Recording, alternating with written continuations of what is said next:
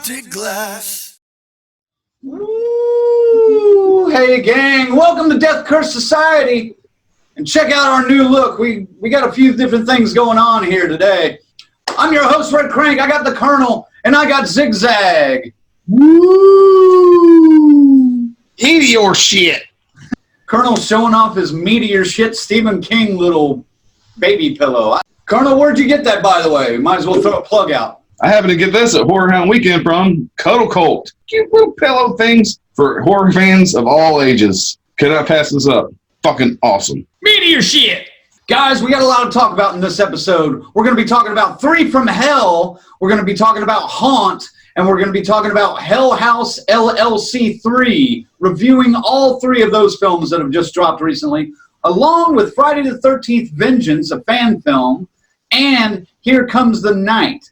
Also another Friday the 13th fan film. We're going to be reviewing those two. Lots of stuff to talk about. But first, I want to mention, don't forget to hit that subscribe button so you don't miss a video. We got some new things coming on the way if you haven't already noticed some stuff. This episode is sponsored by Vizzy's Pizza. Vizzy's Pizza Palace, Ford Road, Westland, Michigan. Give them a call, 734-722-3333, and take on the Vizinator. All right, now that we got all the business shit out of the way, let's go camping. You're going to Camp Blood, ain't you? You'll never come back again. It's got a death curse.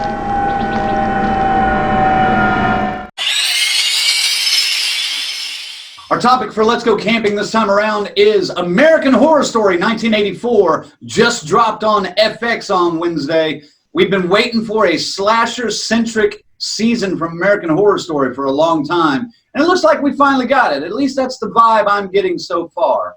American Horror Story 1984 tells a story of Camp Redwood and a killer, Mr. Jingles. He starts his murder spree in 1970 and then is locked up for several years, escapes in 1984 when he finds out that Camp Redwood is being reopened. So he's going back to Camp Redwood to find out what the fuck is going on. Many of the same familiar characters and actors are back in American Horror Story. There are a few exceptions, but so far it seems like a pretty good season. I'm looking forward to it. Colonel, what were your thoughts on the premiere? The season premiere actually blew me out of the fucking water. I was super impressed. Very entertaining. I love all the 80s nostalgia vomit they throw in your face throughout the whole episode. I even love the shitty fucking names they have. Xavier, Chet. And they look exactly like those names fucking sound. It's fucking glorious. Holy shit, did they not just throw way too much information at you in this first fucking episode? Where I'm kind of curious, how are they going to stretch it for a full season? The killer's already been revealed. We already know the Night Stalker is coming after Brooke. We saw that towards the tail end of episodes, which it was a nice touch. They actually threw him in there for real. Mm-hmm. I was like, ooh, back in black! Because we all know he loved AC/DC. What's wrong, Crank? I'm just listening, man. Just enjoying the ride. Like I said, overall, it was a great season premiere. A minor complaint, trying to see how this is going to make it to a full season. They'll work their magic and make it work. Here's hoping it can sustain this kind of pace for a full season. That's one of my concerns. This is, as we kind of said before, this is what the Friday the 13th TV series could have been. It's hard to ignore some of the influences from the movies and even the video game. I mean, it's clearly some of the kills and stuff we saw in there and some of the violence happening is straight out of there. We do have several arcs going on here. I don't think it's going to be a problem carrying this up. They always throw twists at us in this series that make you go like, holy crap, and then get you locked onto that train, and you kind of forget about some of the other stuff, even though they do great about tying everything up usually. It is great seeing these guys come back again, the characters from the other episodes, and now, like, you know, we had the Antichrist from Apocalypse, and he's now, you know, got a headband on and this teased up blonde hair, totally 80s. Everybody looks like a douchebag, and I love it. I love it. It's great. Some of the stuff that I really, really loved, I mean, the actual direct, obvious loving homages to the movies. You know, like there's a scene when Mr. Jingles escapes from the asylum straight out of Halloween 1. The big scene where you pull up to Smith's Grove Sanitarium, all the nuts are out in the yard with the rain and everything. Redone this perfectly. And then you get to find out how he escaped and everything. But man, well done with that one. Right. Really dug it.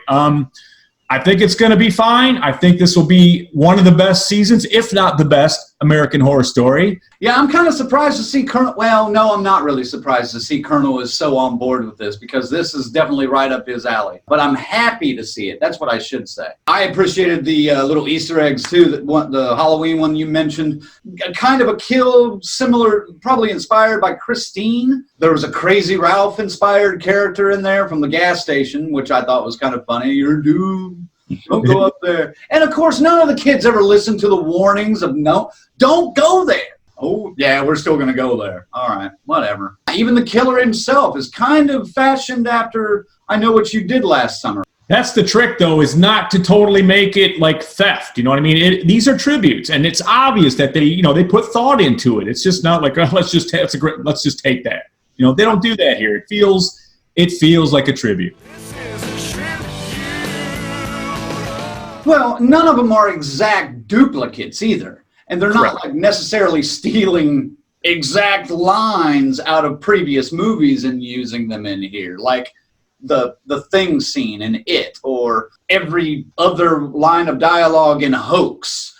Mr. Jingles doesn't look exactly like the guy from I Know What You Did Last Summer, but he looks similar. The Halloween breakout scene doesn't look exactly like Michael Myers' escape, but it looks similar. You get that familiarity sweep over you when you see these scenes in American Horror Story, and that's what makes the difference. Cannot miss it. I mean, that's it. I mean, it's hit right away when you're going up. You're like, oh yeah, this is exactly what this is, you know. And then you're like, fuck yeah, this is great the way they do it. It's very quality.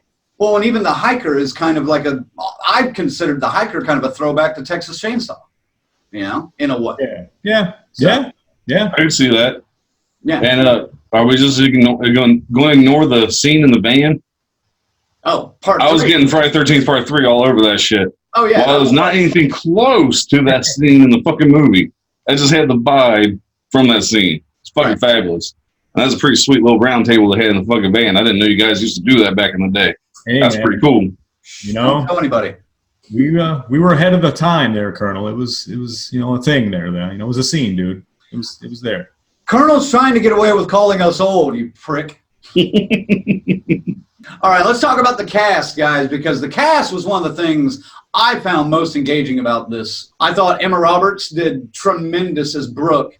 I think there are a lot of secrets about Brooke that we do not know yet, because they've got her dressed up so well as the final girl. But I don't think she's going to make it. I think she's a red herring. There's too much going on in her mind that hasn't been explained yet. For instance, why the hell did she move to LA all by herself just out of the blue? And I'm a little bit not sure this whole Night Stalker thing is for real yet, because she hears about the Night Stalker. She mentions something about a serial killer habit, you know, that serial killers strike more in the summertime because people leave their windows open. We literally cut to the next scene is her going to bed with her fucking window open, so we know what's going to happen.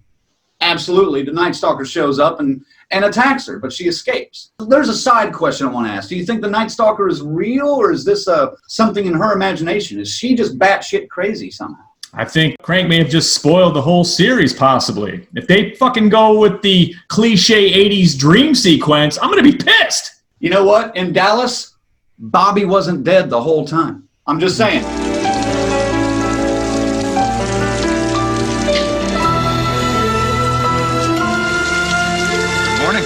Colonel has no idea what the fuck Dallas is.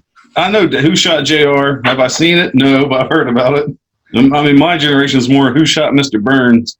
No, I mean, bring a good point, man. I hope you didn't fucking spoil it, because as of right now, being episode 1, I'm going to be naive and take it at face value. Even though I know you should never take anything for face value in American Horror Story. I don't take it face value. Yes, he actually came in her fucking room, but she has a lot of knowledge about fucking serial killers. Some clean-cut looking girl just showed up at the gym like, oh, hey, guys, hi. If she is actually that, you know, ran into the Night Stalker, which put her on a path to go to Camp Redwood, this is the unluckiest bitch in the history of fucking horror movies, man. Well, maybe besides Chris Higgins from Friday the 13th Part 3, who was, you know, potentially Me Too'd, you know, in her past, and then during the movie gets attacked again by Jason. Any other cast members that you guys dug? My thing was, I like the fact that Emma Roberts went from playing like the bitchy, powerful witch to this timid, shy, but a little bit resourceful Brooke. And then Billie Lourd did the exact opposite. She went from shy, timid witch to kind of a bitchy, horny Montana. Did you guys like the cast? I mean, my favorite one is Cody Fern going from the Antichrist to a fucking Xavier. I kind of wish his name was fucking Chad. He's such a fucking Chad. But my God, to go from literally the Antichrist to a fucking douche, what'd you guys call him back in the 80s? Prep? Yeah, prep. Preppies. He fucking filled the fucking role. He's a fucking ass, and I like him. That's it. They're all likable like that. They're doing it well. It's believable. One other thing I want to mention about the cast, and it goes into a prediction as well, kind of like I did with Brooke. Mitch Pileggi shows up in this episode. If you guys don't know who Mitch Pileggi is, he was a strong mainstay in the X-Files, and he's not on Ryan Murphy's list of actors that he normally uses in some of his projects. So I'm curious about why the hell he's there and what the hell is going on, because there was I think the episode was called Kitten of the X-Files years ago that was about a Vietnam War veteran. This was a common thing that a lot of like soldiers did. They would take the ears of their kills and make necklaces. That was kind of common during the Vietnam War in real life. And that is one of the traits that Mr. Jingles has in this series. But there was also an episode of The X-Files where a character did that too, and then Mitch Pileggi shows up. I'm wondering if this is going to be some kind of self-associated tie to The X-Files in a way, which I don't know quite how that's going to work. Ryan Murphy is one of those kind of detail-oriented guys that would have gone out and gotten Mitch Pileggi to not have some kind of weird twist that goes along with him. So I'm telling you, watch Emma Roberts and her psychosis, and watch Mitch Pileggi for whatever connection he may have to another universe. Colonel, I know you want to talk about the music, so hit it, baby. So yes, the music was spot on to fucking 1984, and I loved it. There's two songs that really stood out for me. While I know there was more, these are the two I was more familiar with. Yeah, Def Leppard's Photograph. I'm like, oh, that's cool. I'm not a big Def Leppard fan. Sometime I'll show you guys my Def Leppard impersonation. Oh, God. Maybe when we come back to our next segment, I'll throw that out there for you guys. It's fucking fantastic. But really like this Rockwell, Someone's Watching Me running in the fucking van. Perfect setup. Perfect setup. And it's a great fucking tune. I listen to it every fucking Halloween. I can't help it. Michael Jackson on that hook. Woo! Fucking nails it. No, that was my favorite song from the episode too. Was Somebody's Watching Me. I just thought it fit the Bananarama. Yeah, Ziggy, it sounds like that the Bananarama song was the one you liked out of this episode. Hail to the yeah, and was in the Karate Kid, 1984. Here's the thing with our show. We do every 2 weeks, right? It's hard to do a weekly serial episode thing and do updates 2 weeks. We got to catch you up. Then you got to wait 2 weeks. Then we got to catch you up. So what we're going to do instead is this, the Slash Report. We're going to bring you in a day or so after the episode airs to get you through the spoiler time so we don't ruin it for you, and then give you a complete breakdown of each episode that week. So we'll always be caught up. We're going to do American Horror Story, we're going to do The Walking Dead, and we're going to do Creep Show this way. So get ready. The Slash Report from Death Curse Society, keeping you current in horror, baby. Woo! That's right. The first one's already out there that I did for American Horror Stories premiere, Camp Redwood. You can find it on YouTube.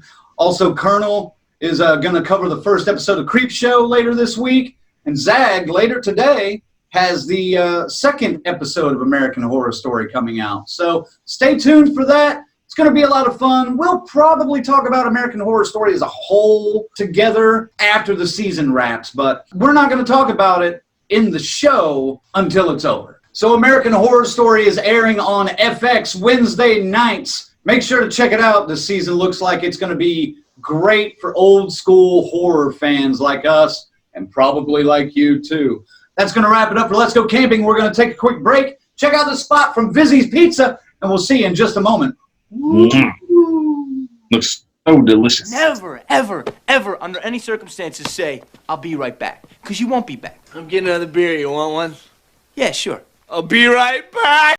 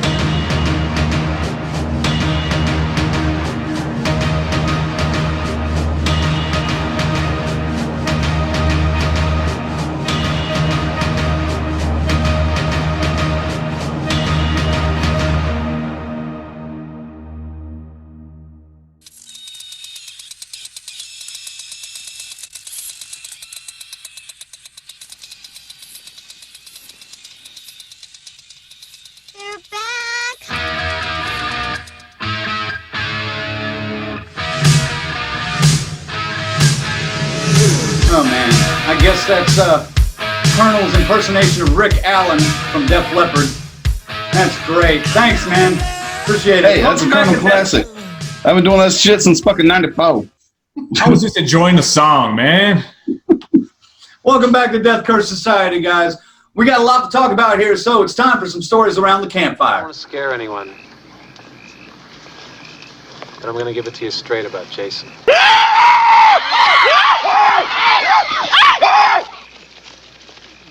Hey, come back! All right, first up on stories around the campfire, Rob Zombie's 3 from Hell was just in theaters for 3 days. Colonel, I know you can't wait to talk about this.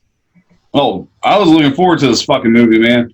I know he gets shit on a lot, but I am a Rob Zombie fan. It is literally, in my opinion, the Devil's Rejects version of Evil Dead 2. It's almost like a remake of fucking Devil's Rejects to an extent.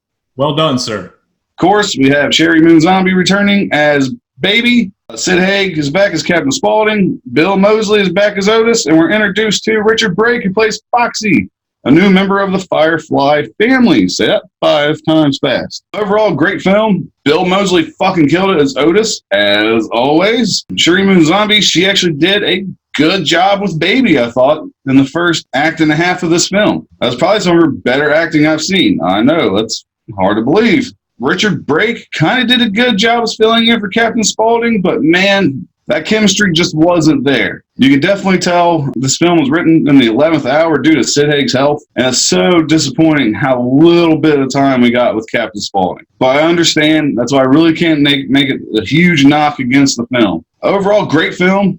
Man, you had some good gory scenes. You had a shit ton of shitty CGI gore scenes. That's a huge disappointment for me for a Rob Zombie film. Emilio Rivera played a great leader of a luchador cartel that came in to wipe out the Firefly family. See, I fucked up. I told you it's not easy to say. When they escaped to Mexico to avenge their father's death. So you say that Captain Spaulding and Sid Haig are not involved in the film too much. Can you put a minute count on it? Is he in it 5 minutes, 10 minutes, less? Maybe 10 minutes total, with maybe 5 speaking lines. Rob Zombie even said himself that he's been rewriting that script pretty much the whole year once he found out what the hell was going on with Sid. Ziggy, why don't you jump in here and give us your thoughts on it? Right, I'll start with that. I mean, meeting him in July at Crypticon, a week after Colonel saw him, and he's the one that kind of tipped us off and said, hey, man, Sid's not looking so good. Standing 2 feet away from him, clearly you can tell there's an ailment there. It looks pretty serious. There's no denying it. And then he had his accident. Thoughts and positive power over to Sid Haig but he is in it. He does get in it, and they do send him out. You could tell their hands were tied. They had him for 1 day, I think, on the set. He will be missed, and he was missed in the movie a lot. Now, Richard Brake, as Otis's half-brother, is great. He is good. He does fill in well, and you could tell you much rather hear Sid Haig saying some of the lines that they had. Some of these exchanges would have been epic in this movie. We have what we have. Baby in prison is great. She plays batshit crazy. I don't know how close to reality it is for her, but she did good. She is a lot. She's not really the same Baby from Devil's Reject. She's batty. She's nuts. Like top tier nuts now. They even acknowledge it at the movie at some point. They're like, she's not the same. They just got to watch her a whole fucking lot more now because she's just, I'm going to go get some ice, and then comes back covered in blood. You know what I mean? Whatever. Shit like that. I'm not a Rob Zombie fan. I don't think his movies are that great. It's like turn up that shit, the disturbing, horrific, real violence to 10, and then everything plot gets turned down to a 2 or a 3 usually in his movies. This is what we have from him. This is different. Yes, it is a sequel, and it was rushed. You could tell they had to rewrite a lot of it, but it's still, how often do you get into a movie where you're rooting for the bad guys in such a way against other baddies too? He delivered on it from that point. I mean, there's midgets, we got luchadors, we got bullets, we got knives, it's everything's in it that you would want from a Rob Zombie movie, and it does leave you wanting more. You'd like to see more. I don't know if there'll ever be any more from the Firefly. Oh, you're right, Colonel. Shit. The Firefly family. I was happy with 3 from Hell. I'm seeing it getting tore apart online, like, oh, they've totally sullied the Devil's Rejects. I do agree. That ending with Freebird and the bodies and the bullet holes is watered down. There's no question. But I'm happily will trade that in to see more adventures with Otis and the fucking Baby, and now, the Midnight Werewolf or whatever he's called. I'm in. So I got a question for you, Zag. Yeah. What do you think of Dee Wallace's character in this? Neither of you really talked about her. Because I really don't feel like going to take another shower, okay?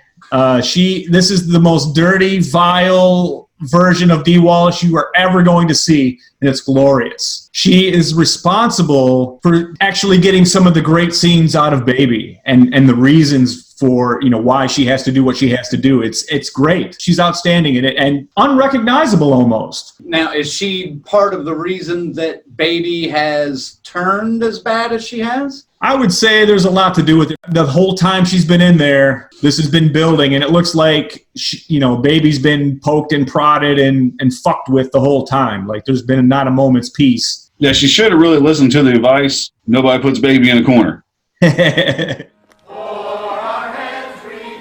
Nobody puts Baby in a corner. So, Colonel, who else was left in the cast that you liked supporting actor-wise? Who I absolutely fucking loved was Clint Howard as the party clown that honestly had no reason to fucking be in this movie. The doorbell rings, boom, there's a fucking party clown. It's so fucking out of place. What follows is fucking glorious. It was amazing. Another great scene. Clint Howard is probably one of the most underrated actors that's out there. I will say that. So, guys, score it. 3 from hell. 1 out of 10. What's it get? It was a very entertaining movie. I love seeing it on the big screen. Probably one of the better Rob Zombie movies out of his recent releases. That being said, the lack of Captain Spaulding, due to reasons out of his control, I understand, really did take a lot away from the film. I'm going to have to give it a score of 7. I'm okay with it because I was still entertained, and the way Captain Spaulding is laid to rest, as it were. So I'll give it a 7.5 and say, well done, Rob Zombie. It's Devil's Rejects, 3 from Hell, or 1 and 2 in my book from this point on. 3 from Hell finished up its first theatrical run. Now you've got one more chance to see it in theaters on October 14th, and then the next day it drops on DVD and Blu-ray, along with a couple other films that come out on Blu-ray that date, October 15th. Crawl, which I would recommend if you didn't get to see that in theaters.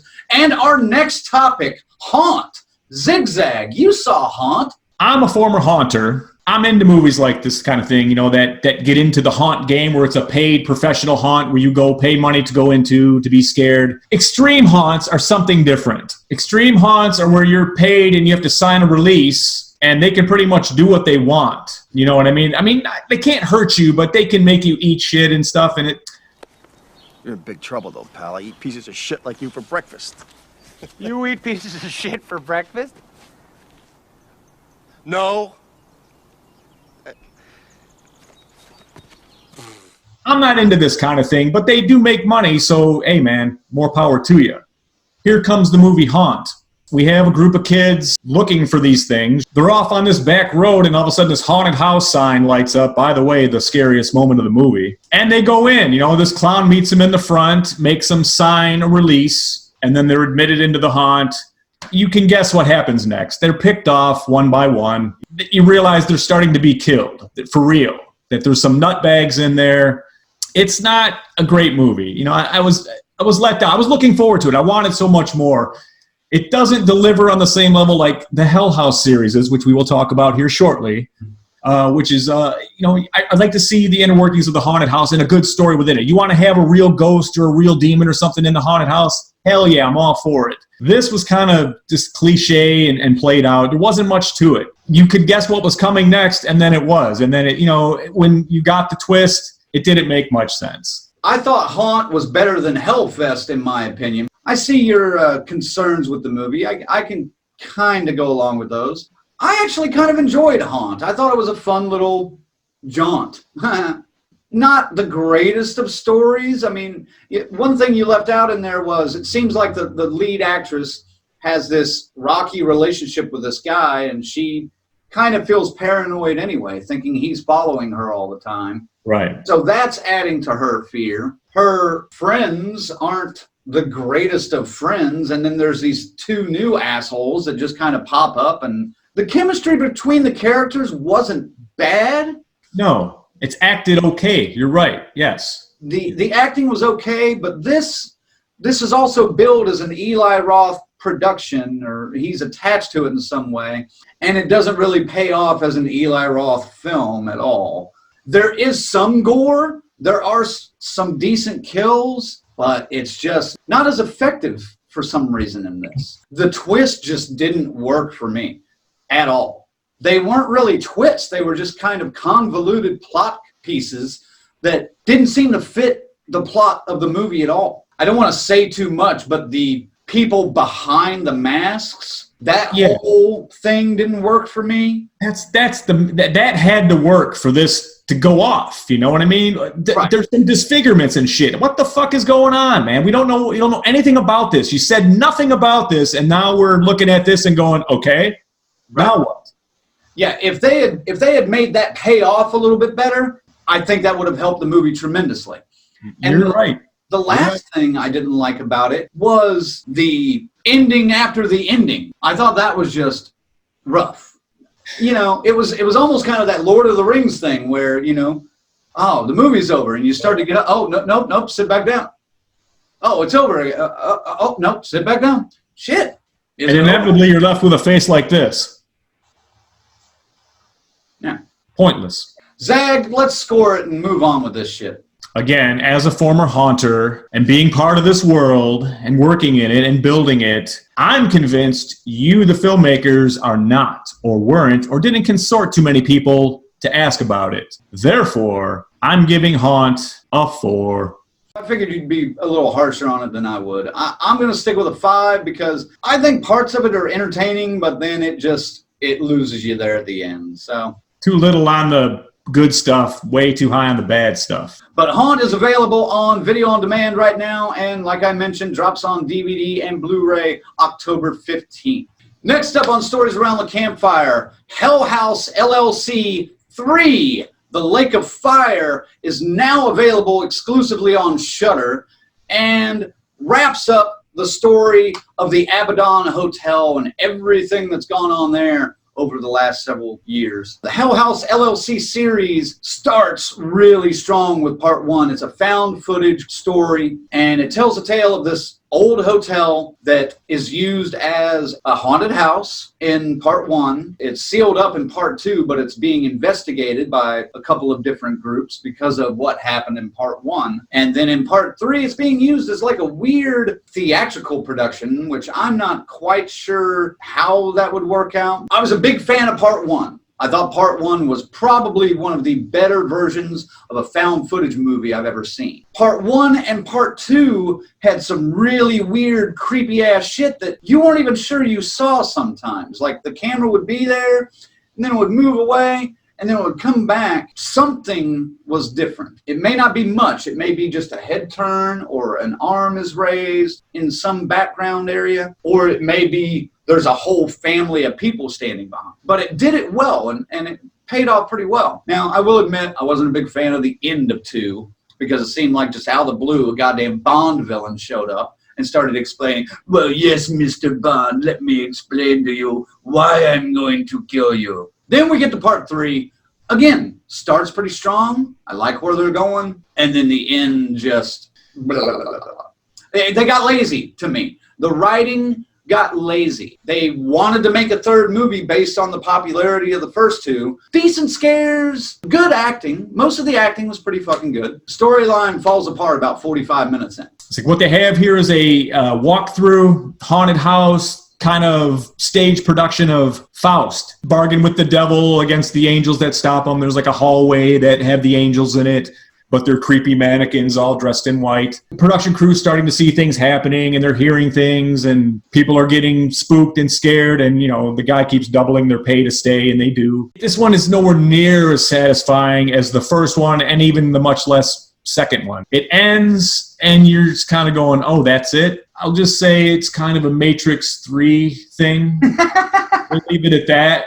Some of the original cast from the first one appear one last time, and you kind of learn their fate. But man, I was let down with this one. You know, it actually got hard to watch. Like a lot of these other movies that are really bad. You know, you're kind of like, oh god, I just got to get through this so I can talk about it. So, would you suggest I even watch this trilogy at this point, knowing how it ends? You can watch the first one and enjoy it, and the second one because it's a lot of the same kind of stuff. But for sure, you know, and I would even watch the third one once just to get it down. But, you know, just prepare. It's like, after the coolness of the first one and originality of it, when we get to where we end up, you're kind of like, fuck. It's very anticlimactic. It's unsatisfying. They did a good job on misleading you on the actual intentions of the man in charge. And they tried to tie it to the other two movies, but personally for me, that didn't work for me. Let's rank it. I want to do something a little bit different with this, though. Rank 1, 2, and 3. Since we haven't had a chance to talk about 1 or 2 at all, I'll start with this one. The first one, honestly, I would give that an 8.5. That's one of the better movies I've seen in probably 5 years. Horror movies especially. It was finally a found footage movie that was done the right way, for one thing. I appreciated the way it was done. 2, 3. Okay, hold on. The first 70 minutes of 2, I would say 6. The last 20 minutes, 2. Fuck you for that ending. I hated that fucking ending. Part 3, I'd give a 4 just because I thought that was the laziest conclusion to a trilogy that I've seen in a long, long time. Zag, rank the 3 Hell House LLCs. Hell House LLC. Loved it. 8.5 for sure. The second one, I don't hate it as much as Crank.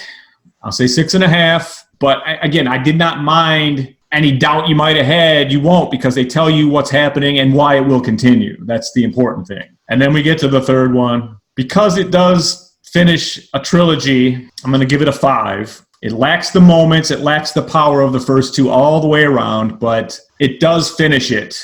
You're not left like Paranormal Activity. They don't ask any more questions. They just answer what you were asking. Check out Hell House LLC. You can find the first 2 on Netflix now, I believe. And the third one is exclusively on Shudder for a little while. So if you haven't subscribed to Shudder, get off your ass and do that. $6 a month. Fuck around. Next up on Stories Around the Campfire, we're going to talk about the new Friday the 13th fan film, Vengeance, which just dropped on YouTube. Colonel, what'd you think of this fan film? Let's go with you. I want to start off by saying, Mr. Jason Brooks, man of many fucking hats. I loved him as the fucking funny-ass hillbilly, a drunkard. He was fucking awesome. C.J. Graham playing Elias. That's cool, that's C.J. Graham. That's all I have to say about it, because other than that, it wasn't very good. The late Steve Dash was fucking awesome. The first half of the film was watchable. Second half of the film takes place at night. I watched this thing in a fucking dark room on my big ass TV and couldn't see a goddamn thing, so I couldn't even tell you what the fuck happened in the second half of the fucking film. All I heard was fucking dialogue. Now I know how the fucking blind feel when they watch a movie. It's like I was trying to fucking close my eyes and imagine things in my head, little stick figures running around and shit, Jason coming out. It fucking ruined it for me. Well, wait a minute. If they're blind, are they really watching a movie? Okay, well, I'm sorry. Now I know how the blind people listen to a movie. There we go. Smart ass. Because it was fucking awful, man. The lighting was shit. It's like, come on. You're going to put all this movie into this fan film, which obviously he had fucking money for, and you couldn't even get the correct fucking lighting on set for at night? Jesus Christ, man. It totally sucked me out of the fucking movie. So the daylight scenes are fucking awesome. They were entertaining, at least. Second half of the movie, fuck, I don't know. I'll let these guys go on before I start bitching some more about it. I do agree with you about Steve Dash. That just seeing him one last time was nice. And I'll be honest with you, I thought his role was the cream of the crop, or should I say cream of the crap when it came to acting, because he was the only one that had any kind of acting chops out of anybody. No offense, C.J. Graham. You started strong as Elias, and then as it went on through the movie, it was just kind of like you were just throwing lines out there and didn't give a shit. Sorry, I'm saying it. Good to see you, though. I actually didn't hate this as much as these 2 guys did, believe it or not. As you well know, or if you don't, the Death Curse Society is very friendly to the fan film making market. The people out there doing this, we got to do what we got to do and give it a grade and stuff like that, but please, we appreciate the effort and love seeing the different properties get remade like this. So having said that, we bring on Friday the 13th Vengeance. Tom McLaughlin, director of Friday the 13th Part 6 Jason Lives, makes a cameo as the graveyard caretaker at the very beginning, and his acting is better than most of the regular acting by the regular actors. I was intrigued by the Elias Voorhees storyline, and it looked like he just didn't care anymore by the end of it. It does kind of go into where Colonel tuned out, where it got dark. It kind of retells the original Friday the 13th with Elias in the Voorhees Pamela role. I thought it was clever because it's almost shot for shot that opening scene to Friday the 13th. It's kind of cool, and they did a good job on it. Well done on that, guys. No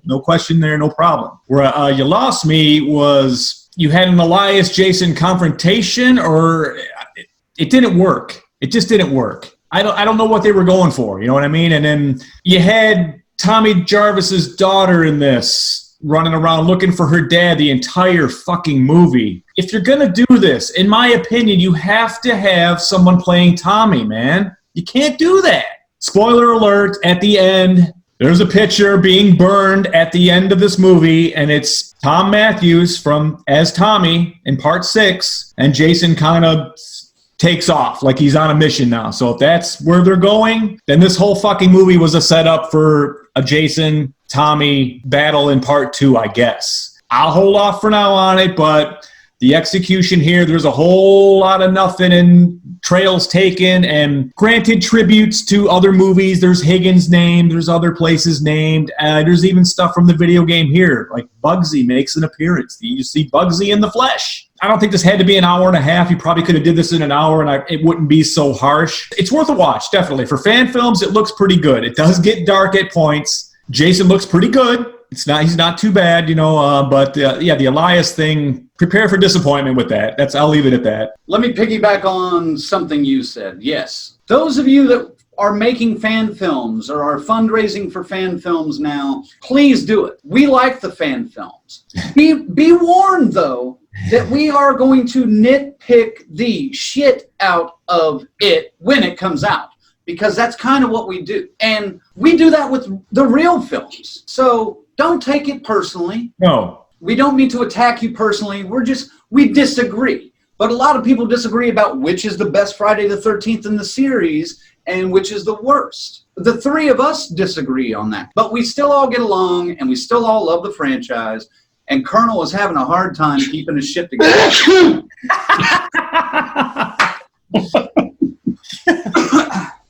We'll do it live. Okay. We'll do it live. Fuck it. Do it live. I'll write it and we'll do it live. Fucking thing sucks. There you go, folks. Live TV. Sneezes happen from time to time. Anyway, what I'm saying is please make the fan films. We love them, but we are going to discuss them and talk about the faults and talk about the highlights as well. Look at it this way. You're fucking with the Mount Rushmore of our horror icons from where we come from. You know what I mean? That's why. That's kind of where it is. You want to be part of the legend. We're going to let you in, but you got to do it right. That's all. And again, this isn't the worst out there. We're going to talk about one here in a minute that we're going to be a little harsher on, I think. Man, the trailer, we talked about the trailer looked fucking good. I was all in on it. You guys are good with 2 minutes, but man, dragging it out to an hour and 24, because there's 11 minutes of credits. Good God. I like the way it started with Tom McLaughlin and CJ Graham as the graveyard caretaker and CJ as Elias Voorhees. I like that meeting and the significance behind it. I like the way it started. It was almost the coda to part 6. They thought about filming, and I think they put it in a comic book or something. After that, it was almost kind of like Jason Brooks, the writer and director of this film, and star, like Colonel said, and I'm sorry, Colonel, I hated the Louis character. I thought he was fucking worthless and was honestly one of the worst parts of the movie. But Jason Brooks, it seemed like, was just kind of like asking 50 of his closest friends, hey, what would you want to see in a Friday the 13th movie? And they all threw the most random, weird fucking ideas. I want to see him kill a prison cleanup gang. Bring back Tommy Jarvis's daughter. Bring back Chris Higgins' daughter. If you're going to do that, bring back this person's kid, this person's kid. And then you threw it in a big pot, and rather than picking the best parts of it out, you just dumped it all in there. It was like a big fucking pot of Ethel stew. You big dildo. Eat your fucking slot. That's a shout out to Friday the 13th Network right there. Again, I don't mean this necessarily in a bad way. Vengeance, to me, is like what would happen if a 13-year-old kid with a raging heart-on that loved horror movies would make if he was making a Friday the 13th movie. Because there's tits galore. I'll say it. There's too many kills. There's just people wandering around for no fucking reason in the woods, and Jason just shows up and slaughters them. Convoluted, weird, but it did deliver, however, one of the funniest jokes I've heard in years. Please don't. I have to. God damn it. Do it. What's worse than ants in your pants? Uncles! I laughed my ass off, man. I thought that was outstanding. Not a bad line, but man, that's such an old joke. But there's so many other good ones. You're the tail and tailgate. You got the buns. I brought the meat. You probably put your tampon in with a Nerf gun. Do all kinds of fucking awesome one-liners like that, man. I wasn't a big fan of the storyline. Technically, I started watching the movie with the volume set at about 20. By the time I got an hour into it, to even be able to hear any of the dialogue, I had it cranked up to 80, okay? And then by the end of the movie, I had it about 60, and then that fucking song pops on for the end credits, and I had to turn it down to like 8. Equalize that shit. Come on, guys. As Colonel mentioned, the lighting was rough. I go back to my comment about you have a 13-year-old boy with a raging heart-on that's making this movie. They hired porn stars to be in this movie for the express purpose of their great acting. No, just kidding. Just to get naked and make out. In the fog, mostly. They start making out in the fog, and then when the clothes come off, all of a sudden the fog is just gone. It's just disappeared. And then right before they get killed, the fog comes back. It's the power of titties, man. Come on. That happens in real life. Why are you knocking on it? Knocking. Next time I'm driving in the fog, I'm taking my top off and seeing if that helps. I'll let you guys know what the... You should. Another thing I want to mention is the use of the Necronomicon in this. Now, I know the Necronomicon made kind of a cameo in Part 9, and there's this huge debate about whether Jason is a Deadite or how the Necronomicon has been used to revive Jason and blah, blah, blah. They actually play that scene out where Elias goes into the lake and pulls Jason's body out before anyone can find him and revives him with the Necronomicon. These filmmakers obviously like Part 9 of Friday the 13th a hell of a lot better than they like Part 8, because there's a reference to Part 8 where Rob, the writer, is going through these notes that he stole from another Dr. Cruz, which I thought was an interesting little throwback. And he says something like, there are even been sightings of Jason in New York. And somebody says, oh, well, that's bullshit. That could never happen. But then you use the Necronomicon. So I'm not a person that falls into the Necronomicon world being mixed in with Friday the 13th. So that threw me off. I did like the fact that they used the actual Bugsy, like Zigzag mentioned. Brandon Wilson. The Bugsy is a character in Friday the 13th video game. The guy donated enough to the game to be created and made a character in the game. And he shows up, and of course he's got a baseball bat. Maybe him and Diana Prince can both go to the same acting classes together, because they both needed a little bit of help. His drunk walk was probably one of the worst drunk walks I've ever seen before. I don't know if the guy doesn't drink and has never seen a drunk person, but that was not it. If you do make a sequel, ask for more money and get more equipment and maybe hire a professional DP to help you out, because that would go a long way, and maybe even hire a professional sound guy so I don't have to turn from literally volume 8 to volume 80 during the movie. For a fan film, my favorite saying when it comes to fan films, it may be a piece of shit, but it's a good-looking piece of shit. The production quality was there. I just wish it was there for the entire film. Overall, the story, there's too much going on. It's what I would expect from a fan film. I mean, I'm making a Friday the 13th fan film. I'm going to put everything I want to put in it, motherfucker, too. But it bogs it down. But it just ruined your movie. And again, please, if there's a part 2, have better lighting for the night scenes. Like, seriously, I can only rate half this fucking movie because I lost interest in the second half because I couldn't keep up with what the fuck was going on. So, Colonel, give it a rating. So, obviously, my rating scale is going to be a little different being a fan film. On a scale of 1 to 10 fan film-wise, I'm going to give it a 7. Please watch it on YouTube. I'm going to give it a 7 because there are a lot of good qualities to this film. There's a lot of bad qualities to this film. But at least these people had the balls to go out and make it. Fans of the material are gonna get everything, okay? Nothing's gonna go over your head. The presentation is discombobulated is the word of the day. Having said that, of course, fan film with Jason in it, and it looks pretty. He's pretty damn intimidating in it. So yeah, I'm gonna go 7 on this as well. Well, I'm not gonna be that nice. I'm giving you a 4, and that's all you're getting, and you're lucky to get that right now. I'm sorry. I feel generous with a 4. This is the fan film scale now. Okay. All right. But like Colonel said, it's worth a watch. Check Friday the 13th Vengeance out on YouTube, and let's move on. Next up on Stories Around the Campfire, another Friday the 13th fan film that also came out recently is Here Comes the Night, which is, well, Zigzag used the word discombobulated earlier. Yeah. Ziggy, start her up. I liked the way this one looked, the way it's shot anyway. Like I dug the 80s grainy VHS, just old school. It has the grainy crap all over it. And 2 guys and a girl with terrible mustaches. Not the girl. Yeah, they run into Jason, and then another Jason, and then a third Jason, and then the real Jason.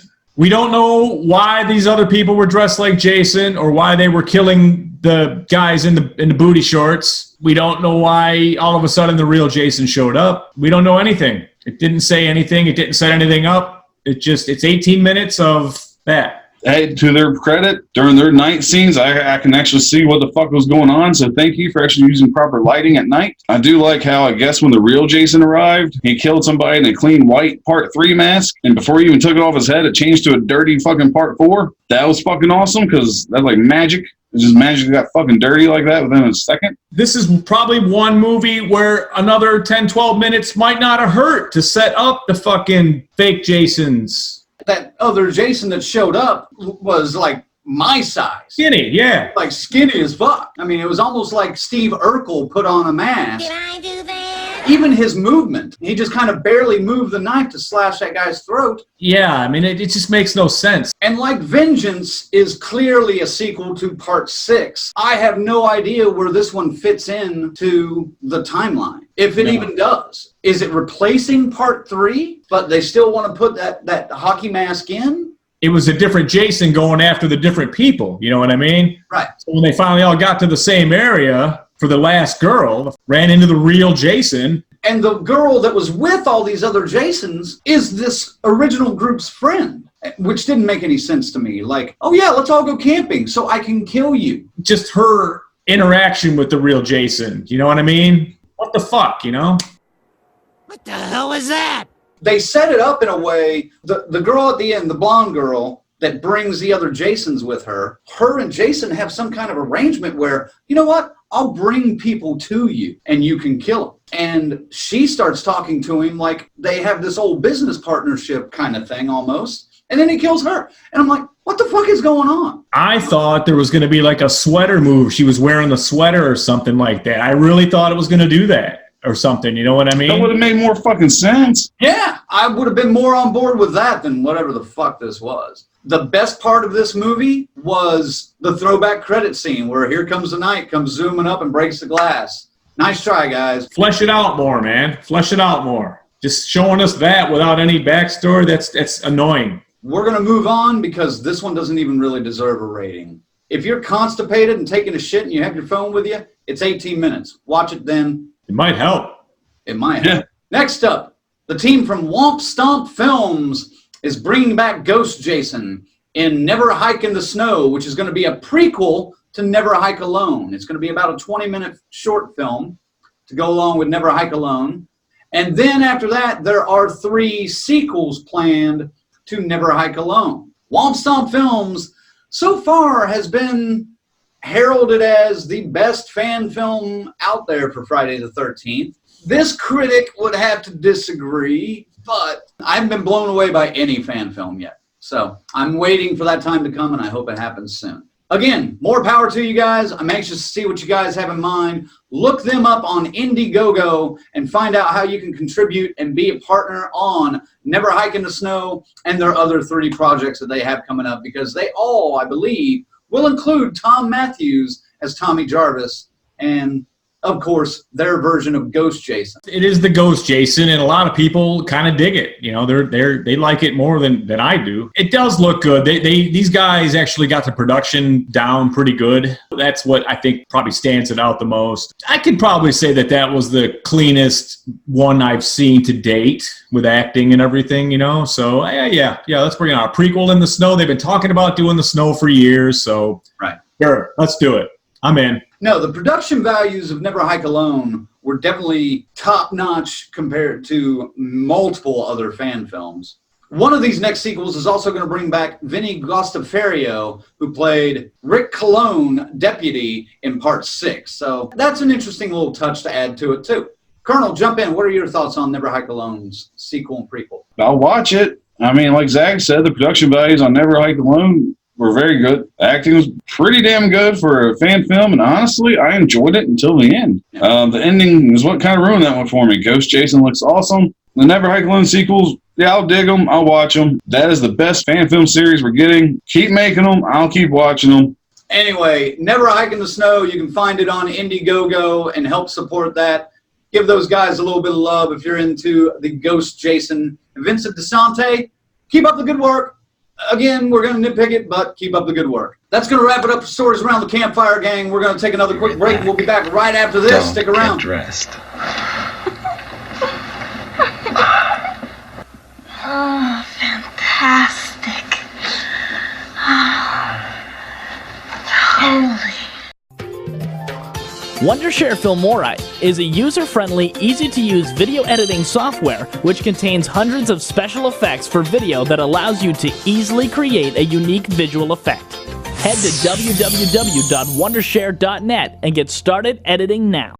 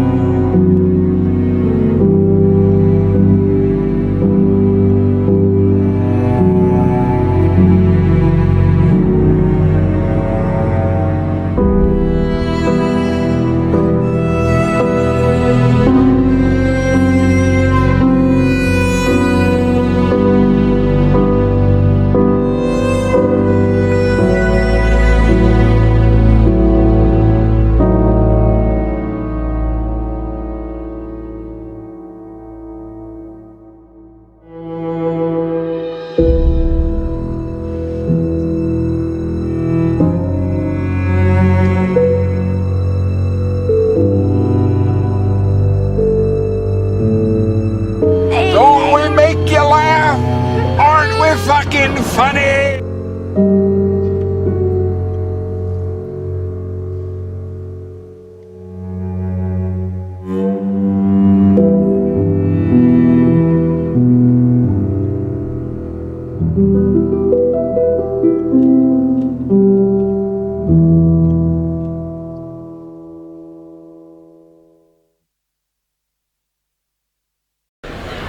Hey everybody, you're watching Death Curse Society. That's why you can see me. Welcome back to Death Curse Society, guys. We're going to wrap up the show real quick. I want to say a special thanks first to our sponsor for the episode, Vizzy's Pizza Palace. Check them out if you're in the Westland, Michigan area. Colonel! Hold on a little bit. What's that, Steven? Oh, okay, yeah, I can do that for you. Steven just want to say thank you and send a special shout out to Filmora for making Death Curse Society look so damn good. I guarantee you can see us at night.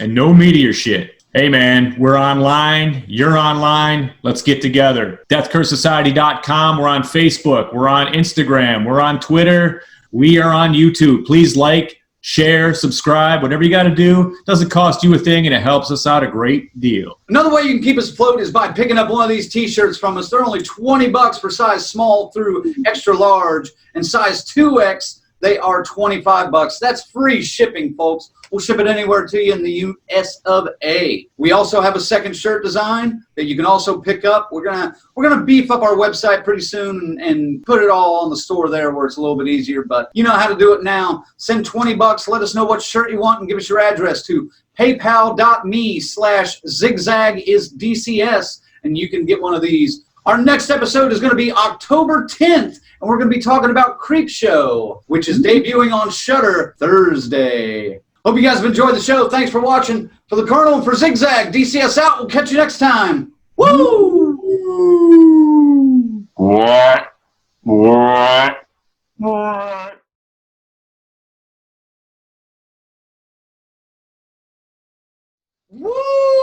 Hey, gang, welcome to Death Curse Society. And check out our new look. Yeah, look around. Time out. Here. Listen. Perfect time. Right on fucking cue. Woo! Shut the fuck up, train. The woo is my thing. Next up on Stories Around the Campfire, Next up on Stories Around the Campfire, Hell House LL3 3. God damn it. I did research some of her work. I was not impressed. It's just titty fuck movies, basically. Pretty much. And anal. Yeah. I guess Colonel dove in a little bit further than I did. A little bit. You know. Colonel, you haven't even fucking seen it. What are you talking about? Don't do this. You ain't seeing it now, man.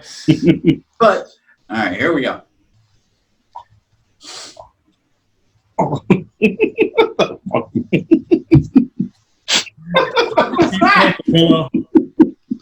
You threw to the pillow, didn't you?